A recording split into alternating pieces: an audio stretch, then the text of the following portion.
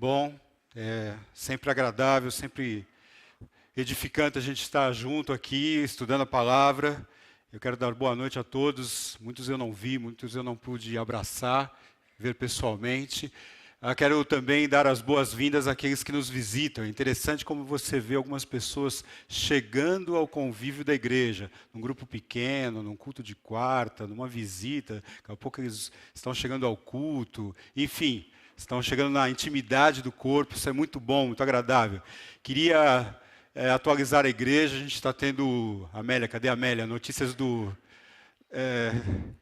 filho da Amélia, do Leandro Rezende, diferenciado do Leandro. Ele está bem, está ali na Bósnia, está ali na missão, trabalhando com adolescentes, jovens, a questão do contato, a questão da língua ali, mas está bem. Teve uma gripe forte e tal, mas já está mais exposto, está forte, já estamos com saudades deles. Vamos lá. Nós estávamos falando sobre redescobrir a igreja pela graça de Cristo. Mas eu vou tocar num assunto meio desagradável. Quero falar com vocês sobre expectativas frustradas. E aí você tem algumas fotos de um penúltimo jogo do Brasil. Esse jogo teve um momento fatídico aqui para a gente estava com jovens aqui, foi difícil, ninguém sabia quem ia correr primeiro para desligar o telão, porque foi horrível aquela situação, e aí está, algumas pessoas, a decepção, foi daquele jogo de 7-1, a foto que mais me impressionou que foi aquele menino do canto, né? Me lembrei de quando meu pai me levou na Vila Belmiro, Osmar, para assistir Santos e Saad. E ele falando, que isso aqui é o alçapão da Vila Belmiro e tal, né? O Santos levou uma levada de 3-1 do Saad. Eu saí decepcionado, chorando, irritado e tal. Enfim, são decepções. Nós tivemos aí uma campanha do dia 12 de junho, quando o Brasil começou a jogar, até o dia 12 de julho. Foi um mês de campanha. Muita preparação, muito treino, custos, divulgação. Bem, estou falando sobre isso porque nós estamos vendo uma série de aplicativos da graça na comunidade cristã. Falamos de várias coisas aqui sobre a igreja, sobre a questão de o que é a igreja, a reunião dos salvos, dos santos, a questão dos santos ali perdoados, santificados, enfim, abordamos vários temas. Começamos lá em 9 de março, foi lá em março, lá no começo do semestre, chegamos até maio, depois continuamos agora até dia 13 de julho, que foi nosso último encontro aqui com o Luiz, falando sobre o cuidado mútuo. Várias bolas levantadas, né? Estou chamando bolas levantadas no sentido de que é quando você vai ali para o ataque, o time vai avançando e vai no campo adversário e o atacante chega até a linha de fundo, e ali ele faz aquele lançamento e você fica naquela expectativa de gol. Puxa, agora vai sair um gol. E várias bolas foram levantadas nessas pregações que nós tivemos aqui. A última foi do Luiz, já falei, e ele falou sobre a questão do considerar e estimular, falou de coisas importantes, valores importantes para nós como igreja, a questão do considerar, eu olhar para o outro, acertar o meu foco, não como espelho que bate e volta para agradar a mim mesmo, mas o outro é o foco correto, a questão do estimular, do congregar e admoestar, como é que nós vamos estar estimulando e considerando o outro se nós não estivermos juntos ali e admoestando um ao outro. Teve momentos aqui que eu me levantei como você está assistindo a um jogo e na arquibancada você levanta, porque vai ser agora o gol. Ele falou sobre a falta de admoestação na igreja é uma praga da sociedade moderna que está atrapalhando nossa convivência. Se não me reúno, como eu posso considerar o outro e ser considerado? Diante de todas essas coisas que nós abordamos durante o semestre todo, será que nós corremos o risco de tudo isso ficar lá para trás? num lugar ali no site, que se você quiser, você clica ali, você assiste, você ouve uma pregação. Quais são as ações que nós devemos tomar para que isso não fique no nosso esquecimento e nós perdamos essa questão de o que nós devemos fazer? O que nós devemos estar atentos no nosso dia a dia, a fim de que a comunidade não perca de vista o foco, os ensinamentos tão preciosos que nós tivemos. Quero falar um pouco sobre as preocupações de Paulo. Paulo também no seu ministério teve algumas preocupações, alguns investimentos, tempos investidos. Lembro ali da questão, quando a gente lembra um pouco da sua segunda viagem missionária. Ele estava ali com Barnabé e eles decidiram então confirmar as igrejas, e de igreja em igreja confirmando as posições ali dos presbíteros e dos apóstolos para as igrejas que eles haviam já evangelizado. Eles tiveram aquela discussão, leva João Marcos, não leva João Marcos, leva João Marcos. Afinal, Barnabé vai com João Marcos e Paulo então segue com Silas. Ele então sai com Silas, eles vão caminhando ali, eles tentam entrar ali na Ásia, o Espírito de Deus não permite que eles entrem na Ásia, eles então começam a seguir e de noite Paulo tem uma visão. É um homem da Macedônia chamando Paulo, venha nos ajudar, venha até a Macedônia. E eles então já imaginando, já percebendo que ali era uma oportunidade para eles irem até a Macedônia, que Deus estava levantando para eles levarem o evangelho. Eles chegam ali na Macedônia e dão então na cidade de Filipos. Ali havia algumas mulheres que se encontravam junto ao rio para uma reunião de oração. Eu andei pesquisando e quando não havia na cidade mais de 10 homens judeus casados, eles não poderiam estabelecer uma sinagoga. Então as pessoas então se colocavam numa parte da cidade. E ali Paulo com Silas começaram então a falar sobre o evangelho para aquelas mulheres, e uma mulher Lídia, uma comerciante, Deus abre o coração dela e ela então entende o evangelho e se rende ao Senhor, é batizada. Lídia os constrange para que eles fiquem na casa dela. Eles então ficam ali e após semana a semana, eles vão para aquele lugar de oração. Nessas semanas, uma mulher, uma moça que estava dominada por um espírito adivinhador, seguia-os toda semana e anunciava, olha, esses homens são servos do Deus Altíssimo, eles estão anunciando o caminho da salvação. Paulo chegou em um determinado momento, não conseguiu mais ficar com aquela situação e então repreendeu aquele espírito. O espírito então saiu, só que aqueles senhores daquela moça, que eles ganhavam dinheiro pelas adivinhações, não gostaram da situação. Pegaram, arrastaram Paulo e Silas, levaram às autoridades, e eles então foram o quê? Foram rasgadas as vestes deles, surrados com vara, e foram encarcerados.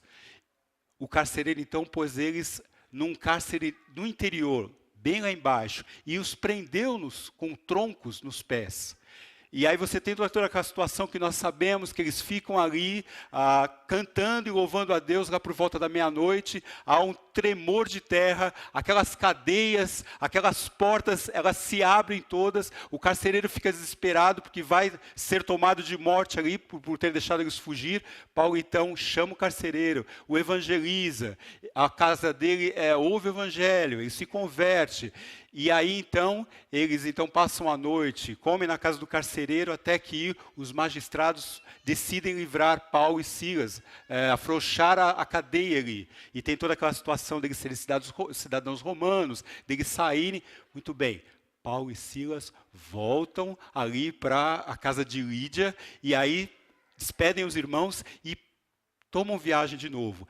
Aí eles chegam na cidade de Tessalônica. Tessalônica já é uma cidade mais estabelecida, eles vão à sinagoga, disputam ali com os judeus, falam do evangelho, e ali alguns judeus aceitam o evangelho, muitos gentios piedosos, muitos deles, grande número de gentios entendem o evangelho também, aceitam a Jesus. Ali algumas mulheres da alta sociedade também fazem isso, e eles então continuam ali naquela cidade. com aquelas pessoas com uma igreja estabelecida. Mas naquele momento, os judeus, então, invejosos, começam então a alvoroçar a cidade contra aquela igreja já estabelecida, e arrastam, vão até a casa de Jason, e vão até a casa deles procurando Paulo e Silas. Não encontram, prendem a casa de Jason, os familiares. Paulo e Silas, então, são levados para Bereia. Chegando em Bereia, eles começam de novo a anunciar o evangelho. Chegando em Bereia, os judeus de Tessalônica, não satisfeitos, eles saem de Tessalônica e vão até Bereia para perseguir Paulo e Silas ali em Bereia. Então os irmãos veem aquela situação e levam Paulo lá para Atenas, para que ele fique em segurança. Falei toda essa história para vocês, para que a gente possa ter uma noção, uma pequena noção de que pregar o evangelho, você tem privações, provações e perseguições. Há investimento, a necessidade de investimento de tempo e até de doar a sua própria vida. Preocupações de Paulo. Paulo, lá em Atenas, fica pensando, o que será que aconteceu com aqueles irmãos lá em Tessalônica? Pensem, eles saíram fugidos ali de Bereia, porque os irmãos de Tessalônica, aliás, os judeus invejosos de Tessalônica, saíram de Tessalônica para perseguir eles ali em Bereia. O que vocês acham que ia acontecer com aquela igreja ali em Tessalônica? Paulo então fica preocupado e envia Timóteo para que Timóteo possa olhar a igreja e ver o que estava acontecendo lá. Será que eles estavam firmes no caminho da salvação? Como saber se de fato aquela comunidade perseverava de uma forma saudável e segura na fé? Não está rodando lá. Agora sim. E eis que Timóteo volta e fala, Paulo, você não acredita, Paulo, aquela igreja está com uma peculiaridade, com uma característica, são sinais vitais que eles estão saudáveis, que eles estão vibrantes na fé. A primeira coisa, Paulo, disse Timóteo, eles têm uma fé em ação, uma fé operante, uma fé ativa, diferente de uma fé passiva, aquela fé que você fala assim, eu creio, mas você não, aquela fé fica inerte. Não, era uma fé operante, uma fé melhor que ativa, era uma fé proativa, que via as necessidades, que via as privações, e eles iam ao encontro dessas privações, dessas necessidades, para acudir, que energizava, que impulsionava a avançar. Outra coisa, Paulo dizia a Timóteo, eles têm um amor em crescimento, um amor que cresce a cada dia, um amor que vai além de si mesmo, um amor capaz de sacrifícios. E mais, Paulo, eles têm uma esperança viva e firme, uma esperança inabalável, aguardando a volta de Jesus a qualquer momento. Paulo, eles estão prontos esperando o retorno do Senhor. Vamos ver o texto, 1 Tessalonicenses, capítulo 1, versículos de 1 a 5. Se você quiser acompanhar na sua Bíblia ou na tela. 1 Tessalonicenses, capítulo 1, nós vamos ler do 1 ao 5. Paulo, Silvano aí é uma outra forma de você falar Silas, foi registrado Silvano. Paulo, Silvano e Timóteo, a igreja dos Tessalonicenses em Deus Pai e no Senhor Jesus Cristo, graça e paz a vós outros. Damos sempre graças a Deus por todos vós, mencionando-vos em nossas orações e sem cessar, recordando-nos diante do nosso Deus e Pai, da operosidade da vossa fé, da abnegação do vosso amor e da firmeza da vossa esperança em nosso Senhor Jesus Cristo. Reconhecendo, irmãos, amados de Deus, a vossa eleição, porque o nosso evangelho não chegou até vós tão somente em palavra, mas sobretudo em poder, no Espírito Santo e em plena convicção, assim como sabeis ter sido o nosso procedimento entre vós e por amor de vós. Havia uma igreja estabelecida lá. Alguns judeus, uma numerosa multidão de gregos piedosos e muitas distintas mulheres, sem falar na casa de Jason, que nós já comentamos. Havia uma identidade ali, uma característica da igreja como um todo. Não haviam só focos da questão da fé, do amor, da esperança. Não, mas como um todo. Havia exortação, havia consolação, havia admoestação. Você vê que havia uma liderança ali estabelecida, porque haviam alguns que presidiam, trazendo ordem à comunidade. Admoestação aos insubmissos, consolação aos desanimados, amparo aos fracos. Mas essa fé em ação, essa fé que era proativa, que ia em direção às necessidades, ela tinha dois efeitos naquela comunidade. Primeiro, ela trazia direção. E segundo, ela trazia correção.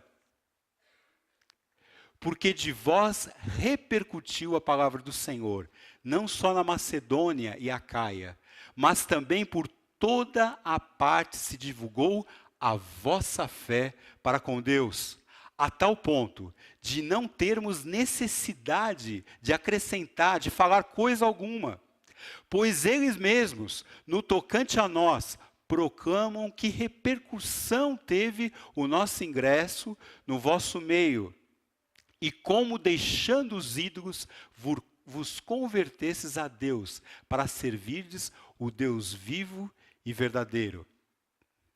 A fé em ação teve um poder transformador naquela comunidade, de forma que houve uma conversão de valores. Havia uma nova direção para os relacionamentos, para a aquisição de bens, para investimentos. Aquilo que antes dominava aquela comunidade, aquilo que antes controlava aquela comunidade, agora era o Senhor que controlava seus corações. E então aquela fé proativa, aquela fé operante, ela dava direção para aquela comunidade como um todo, impulsionando.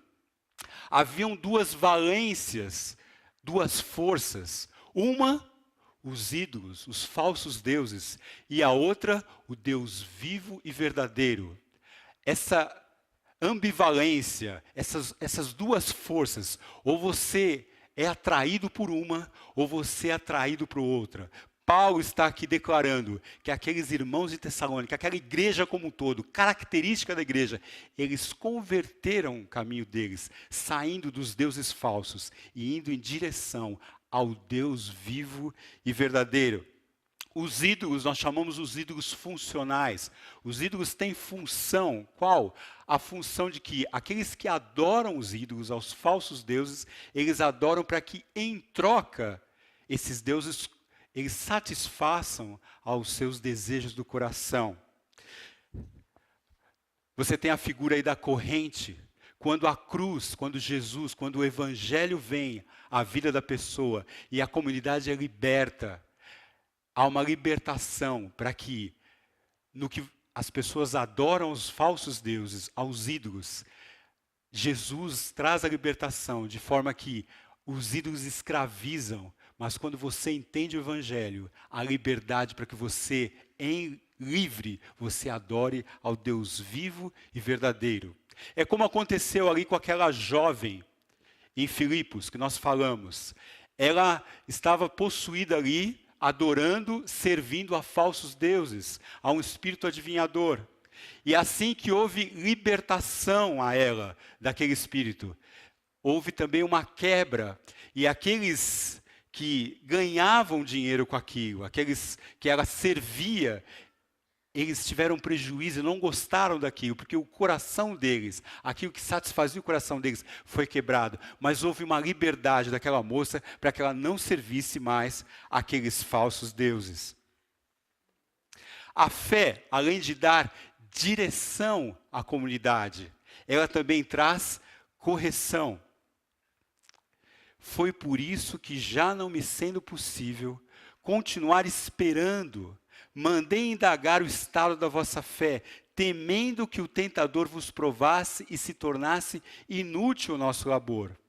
Agora, porém, com o regresso de Timóteo, vindo no nosso meio, trazendo-nos boas notícias da vossa fé. Sim, irmãos, por isso fomos consolados acerca de vós, pela vossa fé, apesar de todas as nossas privações e tribulação, orando noite e dia, com o máximo empenho para vos ver pessoalmente e reparar as deficiências da vossa fé. Isto não é um mosaico, são fotos da nossa quadra, do piso da nossa quadra. O piso, ele sofre o peso, trepidação, calor, esfriamento. O solo não é estático, ele sofre algumas deformações. Até a própria acomodação do solo, formam-se fissuras, trincas, fendas. Na vida da comunidade, a dinâmica não é diferente. A vida da comunidade não é estática. Ela se movimenta, ela se altera diante das provações, das privações, perseguições ou das acomodações que ocorrem dentro da comunidade. Eu lembro do tempo que nós estávamos fazendo seminário em Atibaia. Nós passávamos a semana em Atibaia e vínhamos no final de semana para cá. Mas era interessante que quando nós chegávamos aqui, já havia acontecido tanta coisa, ocorrido tanta coisa. A igreja é muito dinâmica, muitas coisas ocorrem. Com isto, é necessário ajustes, consertos, correções. Pessoas desanimadas precisam ser consolados. Insubmissos precisam ser admoestados. É interessante quando você convive na igreja, você identifica algumas pessoas, algumas famílias que entenderam essa visão. E aí você vai num velório, você vai numa visita, você vai numa festa com os irmãos da igreja, você vai num pequeno grupo, essas pessoas estão ali consolando, admoestando, exortando. Outro dia estávamos ali numa reunião e eu falei para uma pessoa assim, falei assim, você tem uma palavra para trazer? Você quer trazer uma palavra? A pessoa, sim, ela estava pronta, com a Bíblia aberta, já pensando, puxa, eu devo falar isso, eu devo fazer isso. Assim, querendo-vos muito, estávamos prontos a oferecer-vos não somente o Evangelho de Deus, mas igualmente a própria vida, disse Paulo. O procedimento, a conduta faz toda a diferença no meio do corpo. Quando você vê uma pessoa, quando você vê uma família exortando, consolando no meio do corpo, uma fé ativa, proativa, vivendo as necessidades, suprindo, você deseja, você imita, e aí você ganha como modelo, e essas pessoas ganham autoridade dentro do corpo. Osmar, de novo, por que acertar e corrigir o piso lá da quadra? Por que nós estamos fazendo tudo isso? Olha, esse piso vai ficar... Eu estava vendo com o Reginaldo a pintura que nós vamos fazer, uma pintura brilhante, com as faixas, as linhas oficiais, vai ficar a coisa mais linda. Mas por que fazer isso? Olha, para ficar uma coisa bonita, atrativa, própria. Nós vamos ter prazer de estar ali e jogar, estar juntos. Por que corrigir? Por que consolar a comunidade? Por que devemos admoestar uns aos outros? Para que o nosso convívio fique mais bonito, fique mais atraente, fique mais gostoso a gente conviver um com o outro. Nós vimos então que aquela comunidade, Timóteo havia falado para Paulo, que eles tinham uma fé proativa, uma fé que eles iam ao encontro das necessidades. Timóteo também volta e fala que aquela comunidade, eles têm um amor em crescimento. Acompanhe aí o texto.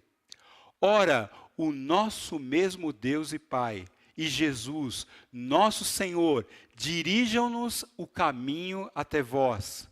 O Senhor vos faça crescer e aumentar no amor uns para com os outros, e para com todos, como também nós para convosco, a fim de que seja o vosso coração confirmado em santidade, isento de culpa, na presença de nosso Deus e Pai, na vinda do nosso Senhor Jesus, com todos os seus santos.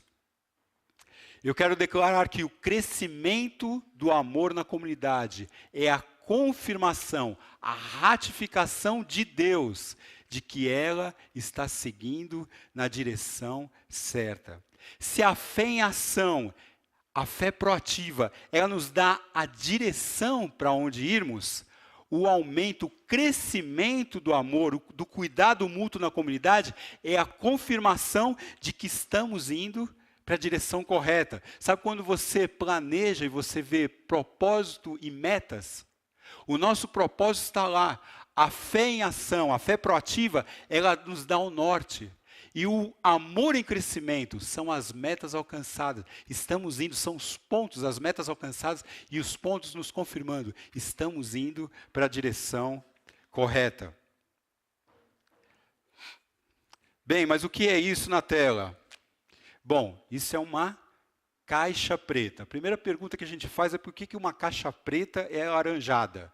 Mas tem um histórico aí da questão de que quando foi estipulado, foi feito a caixa preta, e agora ela tem uma forma, uma cor alaranjada, para que seja mais fácil a localização dela. Trouxe alguns dados para ela aqui. Ela é usada em caso de acidentes, numa aeronave. Ela tem 2 compartimentos como uma forma, 2 caixas, como 2 caixas de sapato. Tem a função de registrar conversas entre o piloto e o copiloto. A outra já tem a função de registrar altitude da nave, da aeronave, velocidade. Ela é toda blindada, ela tem uma cobertura de aço inoxidável e titânio. Ela aguenta até 1.100 graus centígrados de temperatura. Ela vai até uma profundidade de 6.000 metros, onde a pressão é aproximadamente de 20.000 pés. Aí o Igor está olhando para mim e fala assim, bom, mas o que você está falando sobre isso? Porque talvez isso não seja só uma caixa preta. Isso talvez seja uma foto da minha e da sua vida. Blindado. Ninguém tem acesso. Ninguém consegue enxergar o que está dentro. Ela registra fatos, registra dados, mas só depois de um grande acidente é que vai se abrir essa caixa preta e ver o que aconteceu. Porque até então, ninguém tem acesso à sua e à minha vida. Nós vivemos em comunidade, convivemos juntos, mas absurdamente, a maioria das vezes, acontece alguma coisa com um de nós. E aí nós nos perguntamos, o que aconteceu? Não sei. Mas vocês não estavam convivendo? Mas eu não sei, não tinha acesso, eu não sabia, não conhecia a pessoa. Vou fazer uma pergunta para você. Quem tem acesso à sua vida? Não pode ser mãe, não pode ser pai, sogra de jeito nenhum, né? Precisa ser uma pessoa da comunidade, uma pessoa que você vive uma vida bonita, uma vida exemplar, uma pessoa idônea da palavra, que tem um exemplo, que é modelo. Essa pessoa precisa ter acesso à sua vida. Opa, para você saber que essa pessoa tem uma vida bonita, você precisa conviver com ela. Para que essa pessoa idônea possa influenciar você positivamente, ela precisa conhecer você. Vocês precisam andar juntos. Quem tem acesso à sua vida? Quem você tem permitido a ter contato? Eu sei, você não vai abrir a sua vida para todo mundo, não é isso, com sabedoria, discernimento, mas tem pessoas que você vê com discernimento, puxa, eu preciso andar com essa pessoa, puxa, eu preciso estar com ela, eu preciso ganhar essa visão que Deus deu para ela, para que eu esteja com ela e convivendo. Essa foto também pode ser a foto do meu e do seu ministério. Não, meu ministério ninguém mexe. Está tudo certo lá, eu não preciso de ajuda, eu não preciso de ninguém falar nada sobre o ministério. É uma caixa preta, ninguém tem acesso. Aquela comunidade entendeu que o desafio para ela era muito maior que cultuarem a Deus em um mesmo local ou desenvolver o ministério.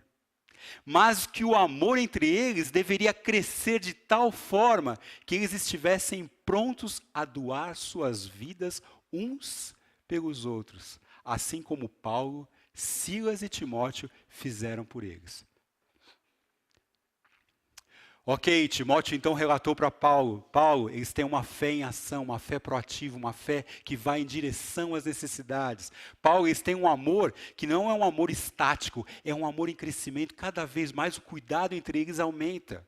Paulo, eles têm uma esperança viva e firme.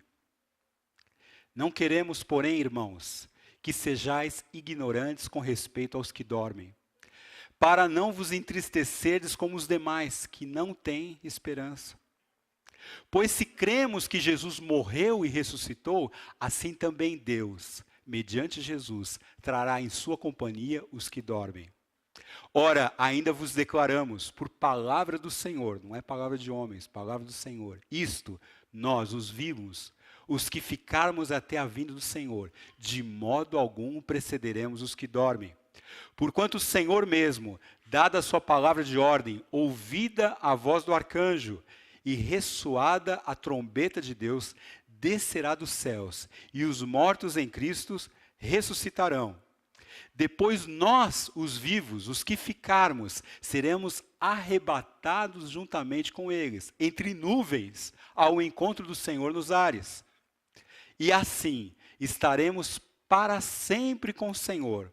Consolai-vos, pois, uns aos outros com estas palavras. Uma comunidade que dá sinais vitais de uma esperança viva e firme, de uma esperança inabalável, quando ela deseja, almeja a volta do seu Senhor a cada dia. Interessante que ali no começo da carta, Paulo fala, olha, esse mesmo Jesus que nós vimos, que nós testificamos, que ele veio de dentro do mundo dos mortos, ele virá de dentro dos céus e nos pegará nos ares e ele nos levará com ele. Você pode ver essa diferença, por exemplo, num velório. Participe, vá num velório de uma pessoa que tem uma viva e firme esperança. É uma expectativa de agrado do Senhor, de retorno do Senhor. Há uma tristeza natural ali pela separação, mas há um regozijo, um gozo do Espírito sobrenatural sobre a vida das pessoas, porque Deus os consola diretamente. Agora vá num velório em que a pessoa não tem esperança, eles não têm ao Senhor. O fim ficou ali mesmo, acabou para eles. E eles não sabem, desesperados. Um desafio maior para você, vá num velório em que as pessoas estão vivendo esse convívio, essa fé proativa, esse amor que cresce a cada dia. A viva esperança se torna algo, uma dinâmica do reino, e eles estão ali orando, consolando, admoestando uns aos outros. Fé, amor, esperança são sinalizadores de Deus, de uma comunidade saudável. O que devemos fazer para que essas verdades não escapem das nossas mãos? Quais ações devemos tomar? O que devemos estar atentos no nosso dia a dia como comunidade, a fim de que não percamos isso de vista? Paulo fala, sejamos sóbrios, revestindo-nos da couraça da fé e do amor, e tomando como capacete a esperança da salvação. Irmãos, eu não quero perder isso. Eu não quero deixar isso para trás, eu não quero deixar isso num site, com pregações, estudos, conversas, isso ficar estático lá atrás. Não, eu quero viver isso. Eu quero viver isso como igreja. Eu quero estar aqui, a gente consolar um ao outro, admoestar um ao outro, viver a realidade do reino já hoje aqui. O Senhor está para voltar, e pode voltar a qualquer momento. Eu quero viver isso já. Porque quando Ele voltar, isso não vai ser novidade para nós. Nós já vamos estar nesse convívio, nessa dinâmica do reino. Vamos orar? Deus, eu peço a Tua misericórdia sobre nós, ó Deus. Que o Senhor nos dê essa consciência, que o Senhor nos dê essa responsabilidade, que o Senhor nos dê esse desejo, esse gosto, de não só virmos aqui aos domingos, aos grupos, às visitas, e sermos estáticos, ó Deus. Não demonstrarmos esse amor, não vivermos essa fé proativa, essa fé que nos impulsiona como igreja, não focos isolados, mas como igreja num todo. Senhor, nós queremos desejar, nós queremos viver a Tua volta a cada dia. Senhor, nos desperta. Senhor, desperta cada um de nós, no cuidado mútuo um com o outro. Senhor, nos capacita para isso, nós desejamos isso, nós queremos isso. Senhor, nós dependemos do Senhor. Nos ajuda, Senhor, para que isso seja real no nosso convívio, na nossa igreja aqui. Porque em nome de Jesus, Senhor Deus, que nós precisamos e nós buscamos ao Senhor. Em nome de Jesus, amém.